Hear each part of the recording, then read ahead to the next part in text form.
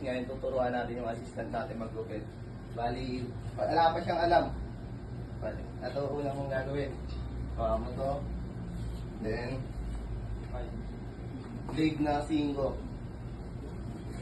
Turuan natin siya dahil para matuto siyang maggupit. Kasi hindi ko siya marunong maggupit. Kaya, turuan natin para matuto. Para lumaki din yung kita niya.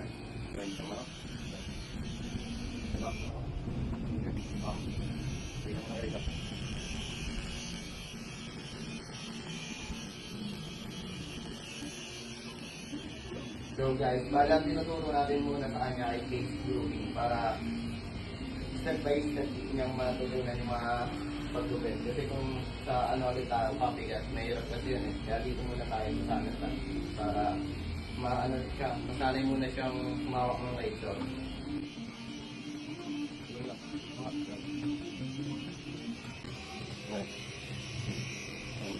Magliligot talaga yan, kaya dapat importante matuto ka rin kung paano hawakan, kung saan ang tamang paghawak sa kanya.